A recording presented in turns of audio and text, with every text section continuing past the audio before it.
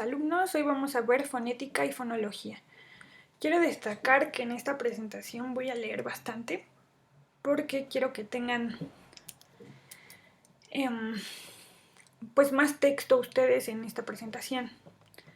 Así que creo que no va a ser necesario que tomen notas, aunque si ustedes lo requieren, adelante. Bien, la fonética estudia la producción y la percepción de los sonidos del lenguaje en toda la extensión de sus propiedades físicas y tiene una estrecha relación con otras ciencias como la anatomía, la fisiología y la acústica. Allí les hice un resumen. Estudia la producción física y fisiológica y su objeto de estudio son los fonos del lenguaje humano, es decir, los sonidos. Recordemos que el signo lingüístico es una entidad biplánica, conformada por un significante y un significado. La fonética y la fonología se van a dedicar al estudio de ese significante. La fonética se va a dedicar al estudio de los sonidos propiamente y la fonología a los sonidos que viven en nuestra mente, a la huella psíquica. Les decía, cuando ustedes hacen una lectura en voz baja, una vocecita en su interior va leyendo por ustedes. A eso se dedica la fonología, al estudio de esos sonidos ideales. Para la fonética, pues los sonidos son muy variables y dependiendo de la zona geográfica en la que estemos, pues varían los sonidos. Entonces aquí pongo, la fonética estudia la producción física y fisiológica. La fonética a su vez se divide en fonética articulatoria, que examina los diversos órganos articuladores de sonido que participan en la emisión de mensajes. Nosotros tenemos el aparato fonador y allí hay diversos órganos. Están los dientes, la lengua, el velo, el paladar, los alvéolos. Y pues dependiendo de cómo vayan posicionándose, vamos dando un determinado sonido. Si queremos pronunciar el sonido T, o sea, t, tenemos que poner la lengua entre los dientes y mover la lengua.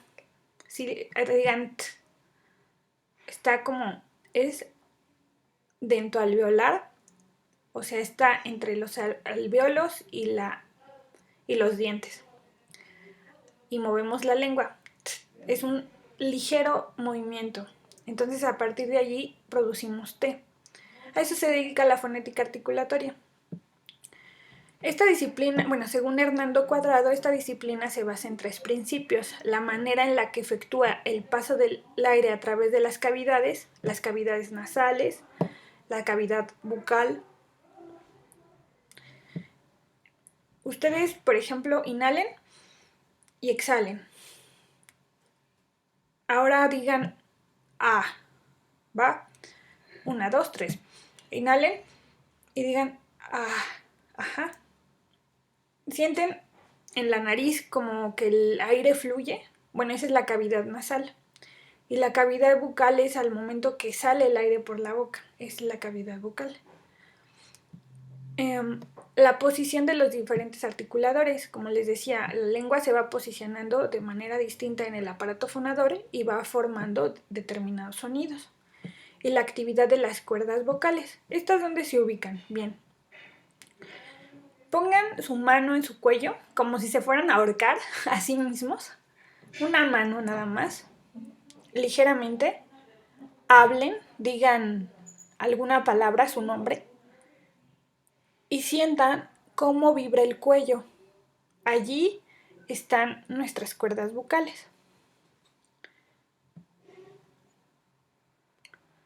La fonética acústica explica el funcionamiento del aparato fonador, estudia las propiedades físicas, la transmisión de sonidos en un ambiente determinado, los componentes acústicos como la intensidad, el tono, el timbre y la duración. Ahorita vamos a ver estos componentes acústicos, están casi al final de la presentación. La fonética auditiva se ocupa de la percepción del sonido a través del oído. Por supuesto, sin oído no habría sonido. Y el oído es muy importante para diferenciar un sonido de otro, para podernos comunicar. Los sordos, por eso, tienen su propio lenguaje de señas para comunicarse, porque de otra forma no los producen bien. Es a partir de que las unidades fónicas se clasifican, lo cual da lugar a estudios sobre la dialectología y la geografía lingüística. Entonces tenemos, bueno, ya habíamos visto un poco de dialectología y geografía lingüística, que no es lo mismo el español que hablan los españoles como un español mexicano o un español argentino. O sea, están determinados por su zona geográfica y su zona geográfica y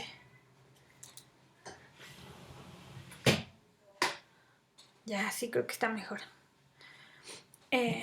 Están determinados por su zona geográfica, por su estatus social, también económico, también dependiendo de determinado hablante nos vamos a autorregular como hablantes, es decir, no vamos a hablarle de forma igual a nuestro profesor que a nuestro mejor amigo, ¿verdad? ¿Recuerdan un poco lo que era la dialectología y la geografía lingüística? Bueno,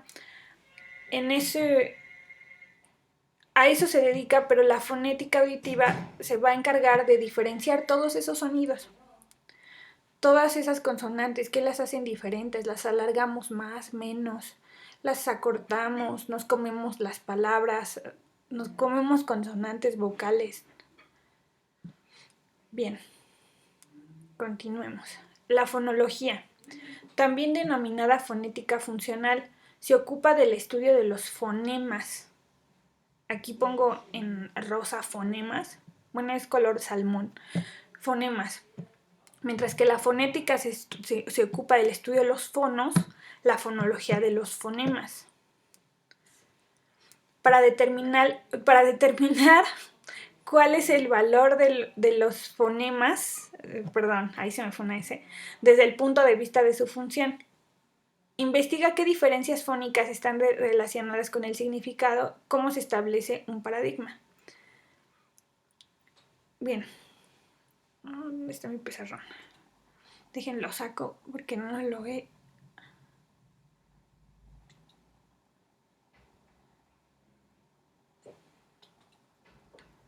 Ay.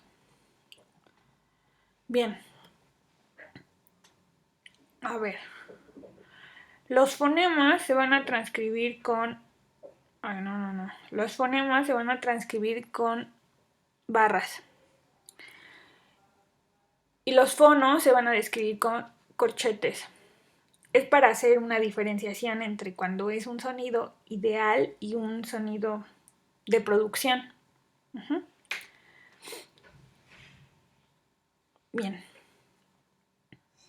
Dice, investiga las diferencias fónicas que están relacionadas con el significado, como se establece un paradigma. Estudia unidades fonológicas para averiguar sus funciones y diferencias. Vamos a ver.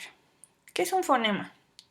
Un fonema es el elemento más simple de la lengua y por lo tanto es indivisible. Representa en abstracto las cualidades fónicas de un sonido. Como les decía, es algo abstracto e ideal. Un sonido no. Un sonido es real y audible. Los fonemas tienen dos funciones importantes en el lenguaje. La función de formar signos lingüísticos. El hablante elige los fonemas para formar un signo lingüístico. En nuestra cabeza tenemos esto que sería un paradigma. ¿Recuerdan? Sintagma y paradigma. Bueno, este es un paradigma. Son todas las opciones que tenemos de fonemas en nuestra cabeza. Y tenemos algo representado en la realidad, este objeto. Tenemos que buscar cada uno de los fonemas que vamos a utilizar. Entonces vamos a utilizar B, I, si, cl, t y a. Y tendríamos bicicleta. Por supuesto, yo sé que el grafema correcto sería C. Ese es el grafema es el símbolo ortográfico. Pero el fonema, nosotros lo escuchamos así. Y así se representa. Si fuéramos españoles, y este sería un alófono sería el interdental que se representa así. Entonces sería bicicleta. Ajá. Pero ahorita vamos a ver los alófonos y esas cosas. Ahí va. Entonces, tenemos este paradigma y vamos a formar un sintagma para nombrar este concepto, bicicleta. Entonces, la función de un fonema es formar signos lingüísticos. Signos lingüísticos para determinar, para nombrar nuestra realidad.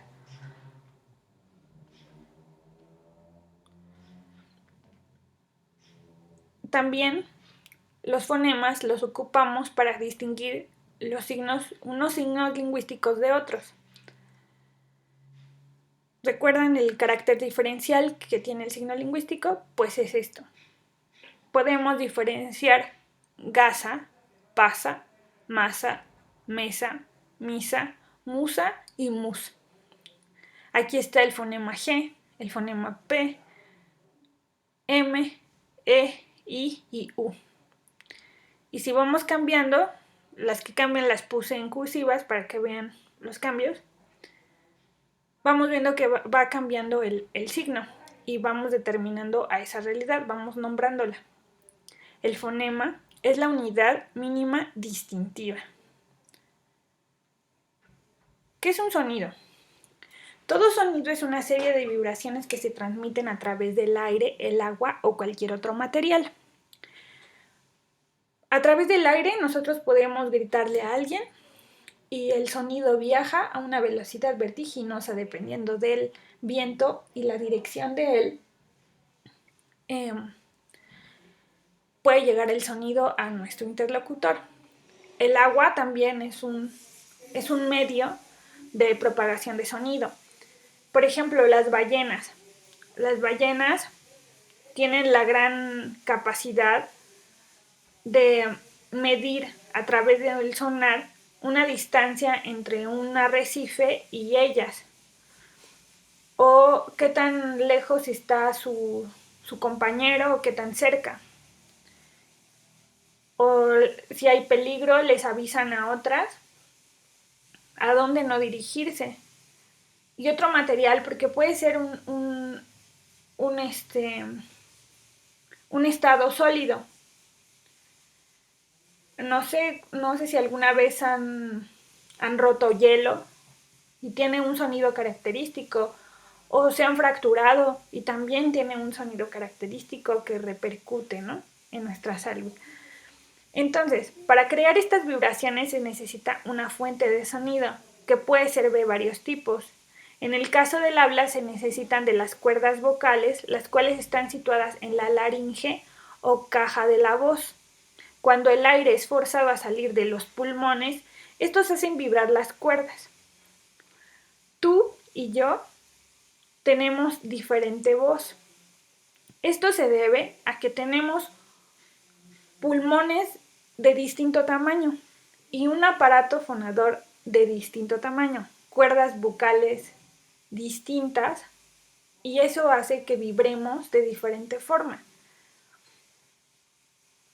Entonces, ¿qué pasó en el temblor de hace poco en México? Que se cayeron unas construcciones y otras no. Bien, les voy a explicar un poco para ver si es más claro.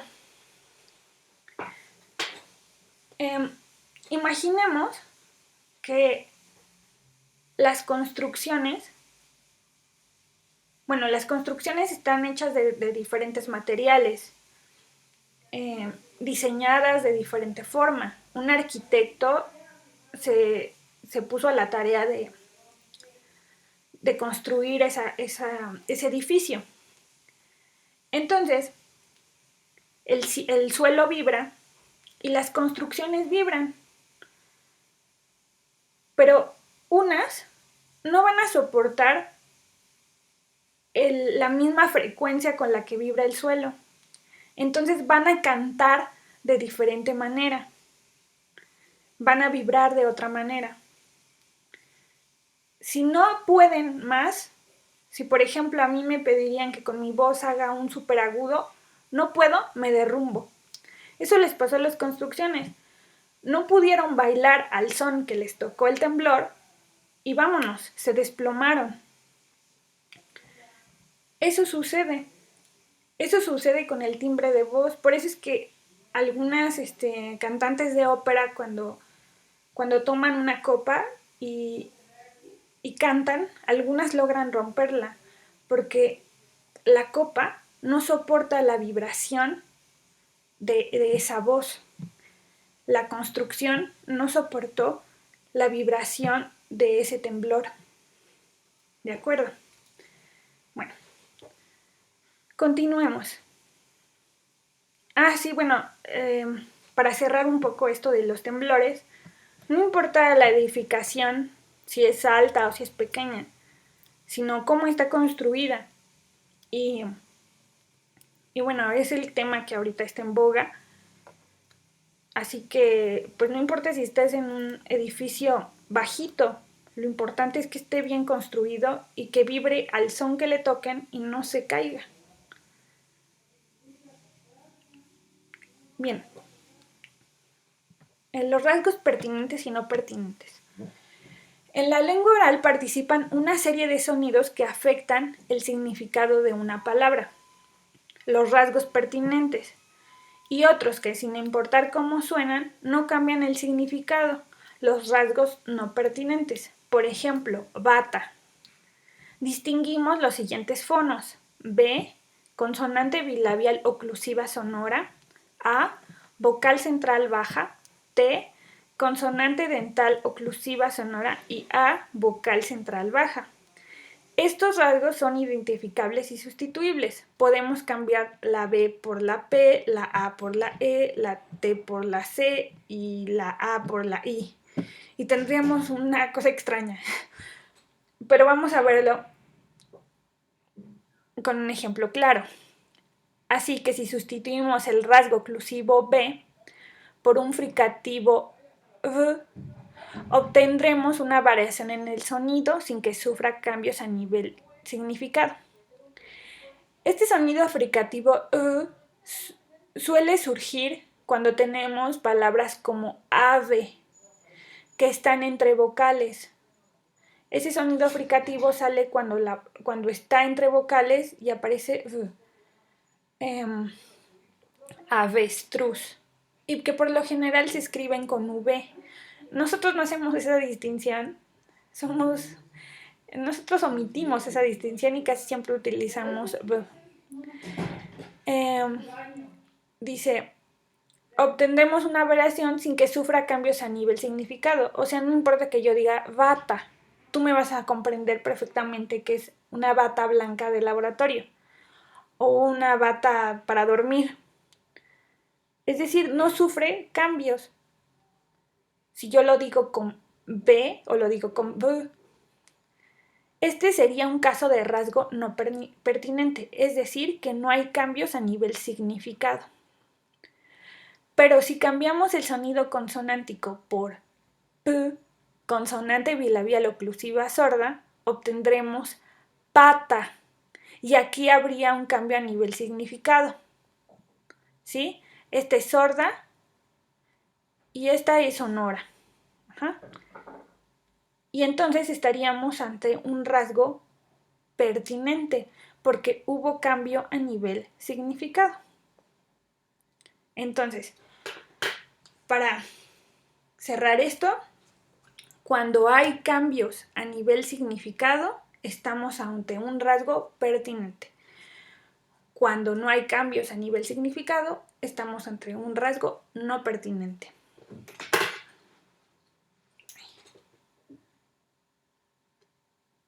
La neutralización. Cuando un rasgo pertinente pierde la capacidad diferenciadora, se dice que se ha neutralizado. Les puse este ejemplo. Cerro, cero, carro, caro. Aquí estaríamos ante un rasgo pertinente. Pero ese rasgo pertinente deja funcionar en cantar, cantar, amar, amar. ¿Sí ven? Allí no hubo cambios a nivel significado, es decir, hubo una neutralización. La transcripción se realiza fonológicamente, vean, fonológicamente, no fonéticamente, con un archifonema, cantar y amar, y se pone en mayúsculas.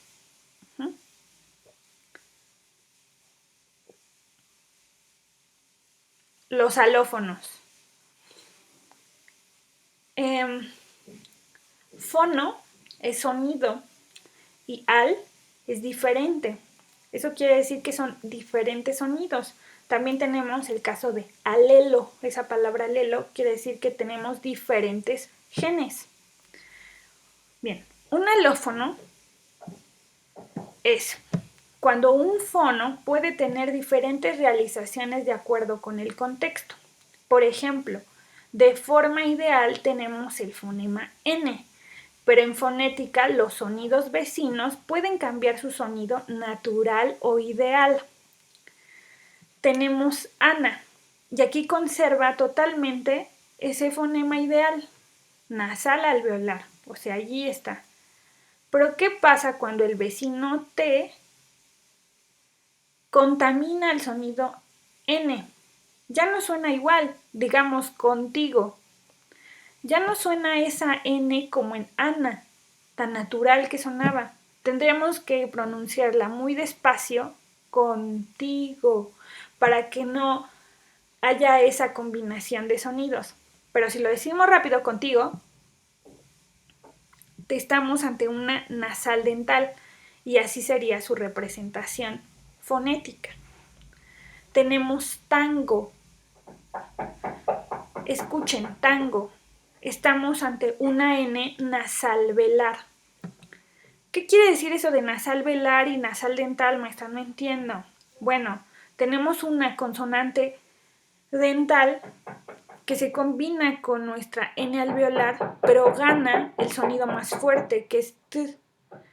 Entonces el sonido es nasal porque el aire sale por la nariz, predental porque contigo, porque tenemos el uso de los dientes, o sea, el uso de la lengua detrás de los dientes.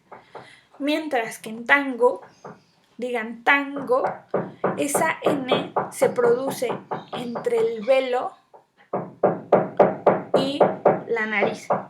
Ajá, el aire sale por la nariz, pero la producimos con el velo, a diferencia de ana, que ana está perfectamente ubicada en los alvéolos. Cuando una palabra se concatena y se oraliza, cada fono sufre un cambio significativo en su producción, porque los sonidos se contaminan entre sí. ¿Y quiénes son los culpables? Pues los órganos de fonación. Los órganos de fonación están los órganos pasivos, estos están fijos en nuestra cavidad bucal, que son los dientes, los alvéolos y el paladar duro. Los alvéolos están detrás de los dientes. Son esos pequeños cuadritos que tenemos. Un poquito más adelante, allí están los alvéolos. Los órganos activos, el paladar duro, pues es el paladar, ¿no? Porque tenemos, pues el paladar es muy grande, pero el duro es el que está justo en medio, casi allí en la lengua. O sea, sientan con su lengua los órganos. Los órganos activos, estos se mueven, como es el velo del paladar, la lengua, los labios y la úvula. La úvula es la campanilla, y aunque nosotros no tenemos consonantes que se produzcan con la úvula, los alemanes sí. Los alemanes producen una R uvular, o los franceses. Y la verdad es que a nosotros no nos sale. Al menos que tengas mucho tiempo estudiando alemán y francés. O seas hablante nativo, no sé. Entonces hacen una R uvular. O sea, en lugar de hacerla con los alvéolos como nosotros que tenemos la R, ellos tienen la R uvular. Es decir, cuando la producen, la campanilla vibra y sale un sonido R. Sí, es maravilloso. Si un día tienen la oportunidad de conocer un alemán, o si ustedes están listos para dar clases en alemán, sientan la R en su úvula. Bien, continuemos. Bueno, aquí están las partes. Está el cuerpo de la lengua, el ápice de la lengua, que es la punta de la lengua, el dorso de la lengua. Y con ella vamos a empezar a producir los sonidos. Si posicionamos el ápice de la lengua en los dientes, cuando cerramos los labios, la nariz, es muy importante porque a partir de ahí va saliendo paulatinamente el aire. Los alvéolos, que ya hablamos mucho de ellos, la cavidad nasal, el paladar duro. Aquí está un poquito más atrás el paladar blando, pero pues ese casi no lo usamos. El velo, la úvula, la cavidad faríngea, donde sale pues ahora sí que básicamente todo el aire. Respiremos y digamos, si sienten como algo largo, bueno, esa es la cavidad faríngea. Digo, es que esto lo tienen que sentir. Es difícil explicarlo en esquemas y diagramas. La epiglotis y las cuerdas bucales. Bien, continuemos.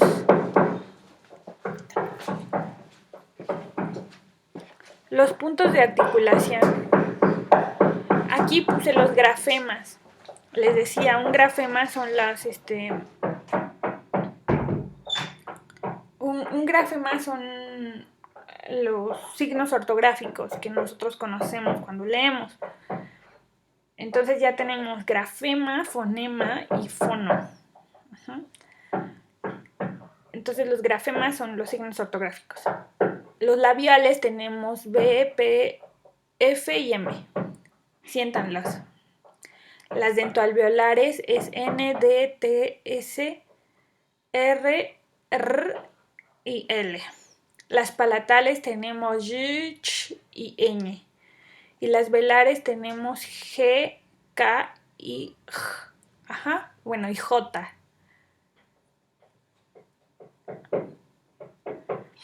Bien. Cualidades físicas del sonido. El oído percibe las diferencias del sonido a través de 4 cualidades. La intensidad o volumen nos permite clasificar los sonidos en fuertes o débiles. Si escuchamos una batería a lo lejos o muy cerca, sabemos que por su sonido es una batería porque es un sonido fuerte. Pero si escuchamos un piano, tendrá un sonido más débil. Lo mismo ocurre con las voces, hay voces un poco más bajitas y un poco más fuertes. Bien, el tono nos permite clasificar a los sonidos en graves. Los graves son los de frecuencia baja. Los intermedios que dominan tanto agudos como graves, y los agudos, los de gran frecuencia. Para ello les traje ejemplos que espero, es que hay mucho ruido aquí, espero se escuche, pero bueno, ahí les va.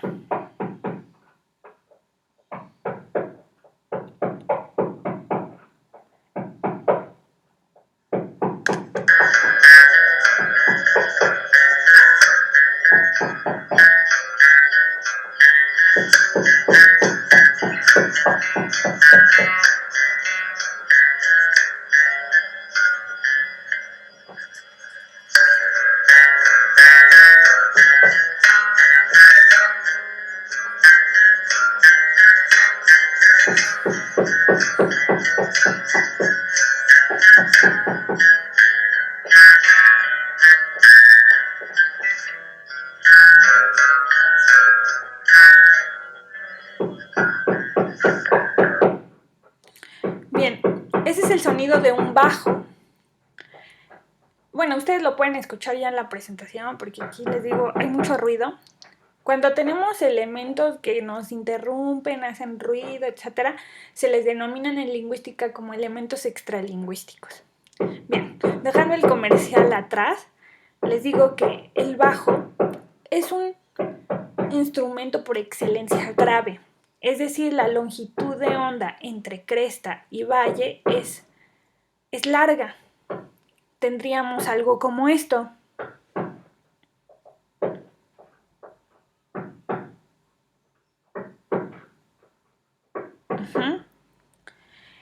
Cresta y valle. Entonces,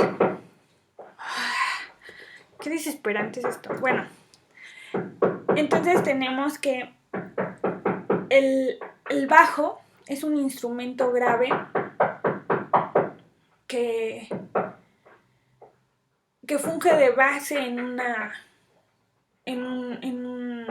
Ay, es que esto es súper desesperante. Lo siento. No me dejan concentrarme. El bajo es un instrumento de baja frecuencia, grave, que nos permite un poco formar base en una banda, en una pieza musical. Bien. Bueno, los que saben tocar bajo yo creo que tienen una explicación más idónea.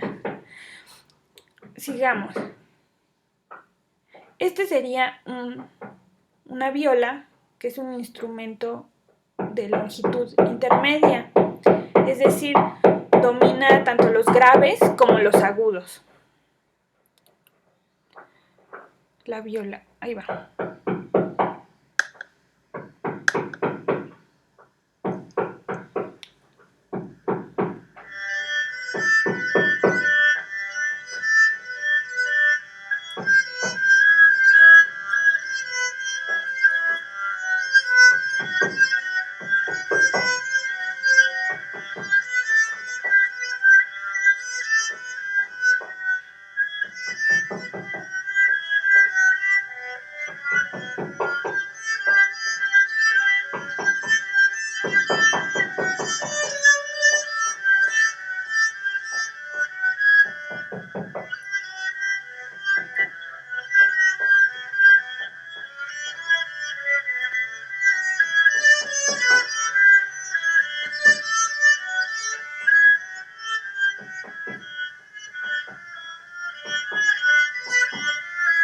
Bien, esa sería la viola.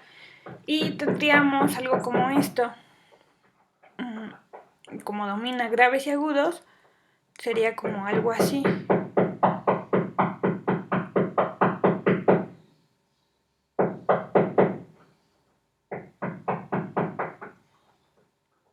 Ajá. Bien, continuemos. Ay.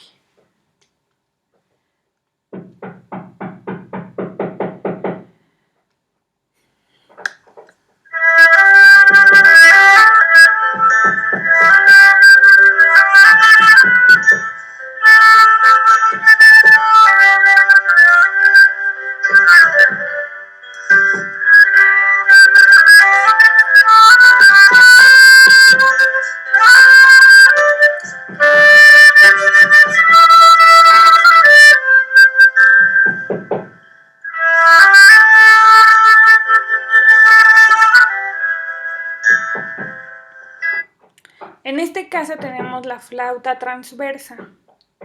Estas predominan los agudos. Es un instrumento que sirve para armonizar melodías. Entonces,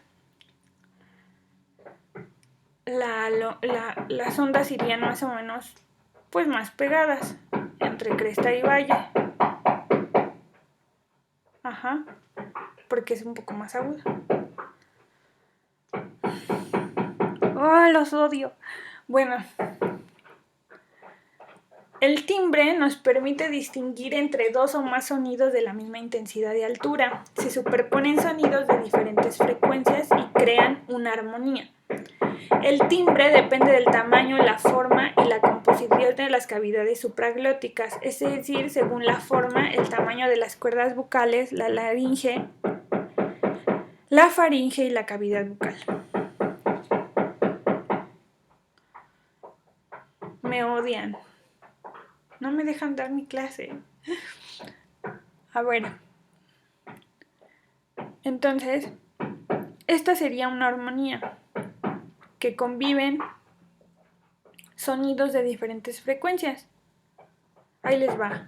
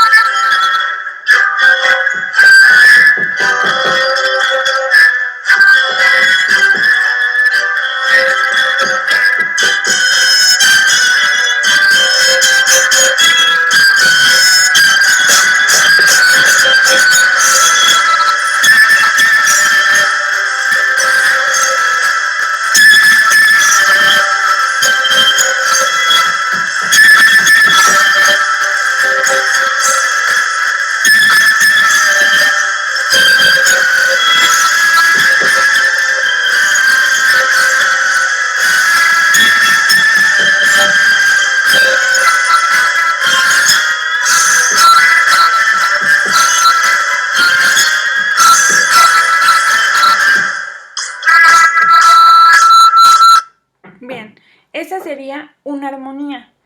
¿Por qué? Porque hay diferentes sonidos de diferentes frecuencias que participan en una orquesta. Entonces, si por ejemplo cantamos, cuando están en un coro, si alguna vez han tenido la oportunidad, te dividen por tu tono de voz, tu timbre de voz. Entonces, hay unas que son sopranos, hay otras que son, bueno, no recuerdo todos, pero vamos, o sea, se van dividiendo todas las voces y se van poniendo de acuerdo a que creen una armonía específica. Bueno, continuemos.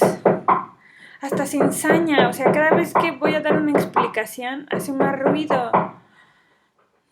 Bueno, ese es ruido. Cuando no hay armonía entre un sonido y otro, se le denomina ruido. O sea, cuando están muy dispersos, cuando no tienen sentido, silencios y notas, o sea, no existe, hacen ruido, como ese. Bien, la duración es la cualidad que determina el tipo de vibración de un sonido. Según esta cualidad, los sonidos se clasifican en largos, mayor tiempo, y breves o cortos, menor tiempo. Para tener un sonido vocálico largo, tenemos que tomar más aire. Y uno breve, pues menos aire. Bien, les recomiendo que vean este video. La verdad, me encantaría ponérselos dentro de aquí, pero hay mucho ruido y no lo van a poder disfrutar. Entonces, igual y los videos, véanlos por su cuenta, porque no inventen. Hay mucho ruido aquí. Y les traje unos esquemas para que vean un poco cómo funciona la glotis, cuáles son sus partes, porque en el video lo van a ver muy claro, pero les digo, o sea, ya se calmó, no lo puedo creer. Qué desesperantes son. Bueno, y ¿qué les decía? Ah, sí, entonces en el video van a ver muy claro la glotis y los pulmones. Entonces no se lo pierdan, después vean los esquemas que les dejé para que lo disfruten más. A ver, creo que ya se cayó. Sí, sí, les voy a poner el video. Ahí les va. Aumentado 20 veces, podemos ver el oído, oír por dentro y por fuera.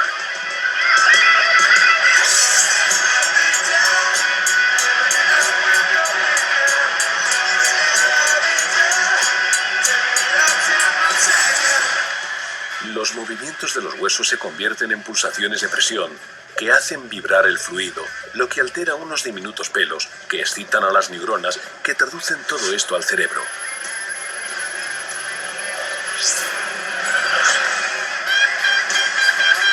Quizás hay un sonido que es más que cualquier otro, música para nuestros oídos, la voz humana. Es un instrumento asombrosamente versátil, pero es vulnerable. Bien. Ya acabó el video. Espero les haya quedado un poco más claro. Creo que es sorprendente lo que pueden hacer las cuerdas vocales de este cantante. Y para terminar les decía que hay un esquema sobre la glotis.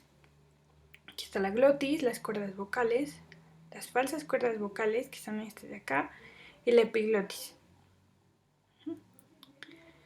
Y por último un esquema de los pulmones, que ya los veíamos en el video, mencionan el alveolo, pero ese es el alveolo pulmonar y el que yo me refería al vocal que ocupamos para hablar.